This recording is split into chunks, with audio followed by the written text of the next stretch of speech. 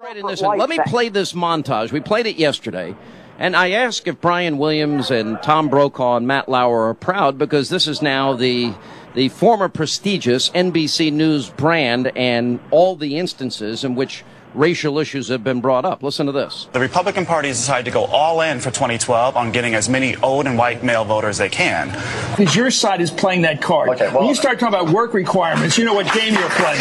And everybody knows what game you're playing. It's a race card. And this thing about a birth, yeah, if your name's Romney, yeah, you were well born, you went to prep school, yeah, brag about it. And this guy has an African name and he's got to live with it. This is part of the playbook against Obama, the otherization. He's not like us. I know it's a heavy thing to say. I don't say it lightly, but this is niggerization. You are not one of us. And then you are like the scary black man who we've been trained to fear. This party, the Republican Party, is gay bashing, Muslim bashing, Latino bashing, immigrant bashing, women bashing every day. The GOP has doubled down, and I quote you, on whiteness. What do you mean? They're white and whiter is the team. We are about to find out whether you can win a presidential election in this country in this year, in the year 2012, by deliberately running against minority voters.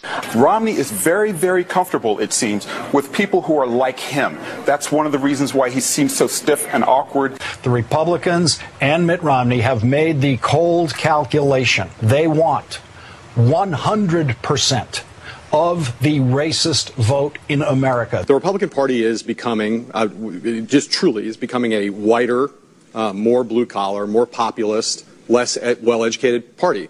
I am deeply irritated by their notion that pursuit of happiness means money. that it means money for the richest and that we extricate the capacity of ordinary people to pursue happiness. When they say God and nature give us our rights, not government, that is a lovely thing to say as a wealthy white man. I said, in Mitt Romney's America, maybe he's not running for the presidency of the United States. Maybe he's running for the presidency of Caucasistan or some place that doesn't have anyone of color in it. But everybody out there who's black or white knows exactly the game that's being played here. All right, Juan Williams, I mean, I've seen the race card played before, but never to this degree, never in one campaign.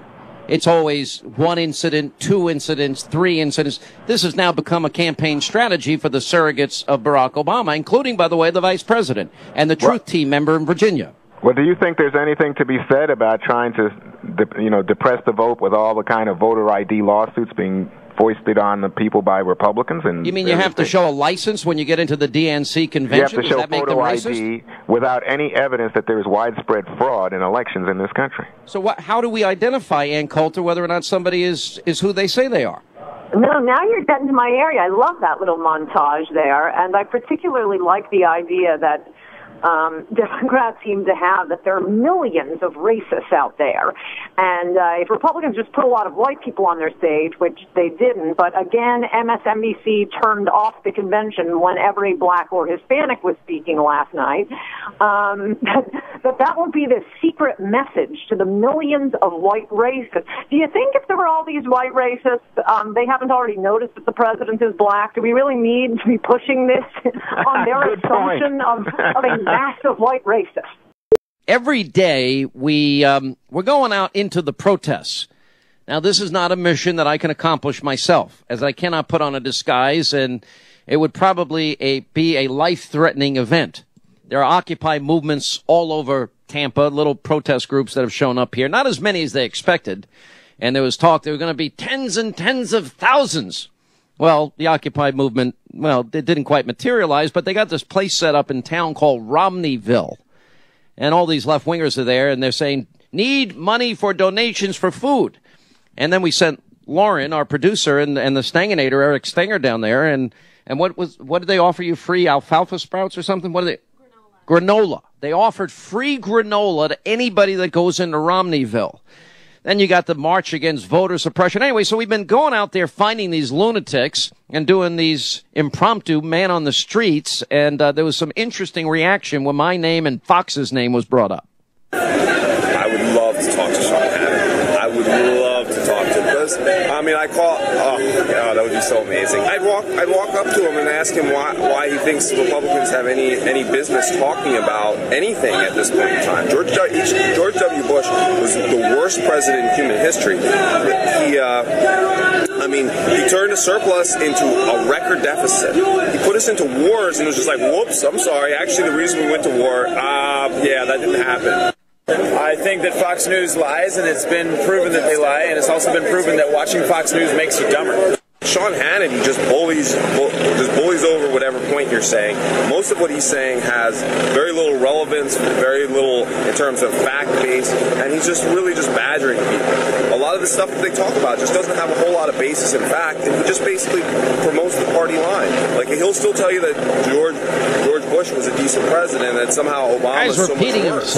If someone from Fox were here, I would say you have freedom of the press and you have freedom to lie, but please stop lying. What else we got there, Jason? Anything else? Oh, corporations are evil. That's, of course, the main theme of this. My ideal society is one in which we don't need money because we all take care of each other, and we don't need,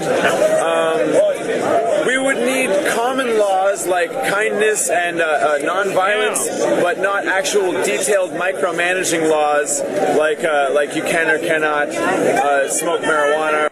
The corporations are doing evil things, and that's terrible. They need to stop, and if they followed the common law of not harming other people and harming the environment, then they would be able to continue operating.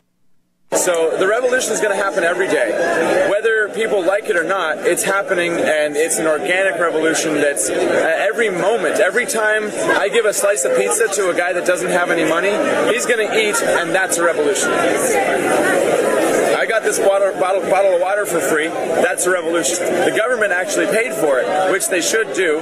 People need to drink water, and it's a really simple thing that people need to drink water in order to survive. So many people have so much money and so many resources that the water should just be available. The water should be, the water is available. Next time it rains, you can put a bucket out in Romneyville and catch the remaining rainwater. It's been raining here off and on the last few days. Just put out a bucket, and then you can drink out of the bucket collectively, and just make sure nobody, regurgitates or spits some of it back. Oops, here, it's your turn. You can have a collective water. We're going to legislate kindness. I mean, this is the modern left-wing movement, which is, by the way, co-opted the entire Democratic Party. This is modern liberalism on display.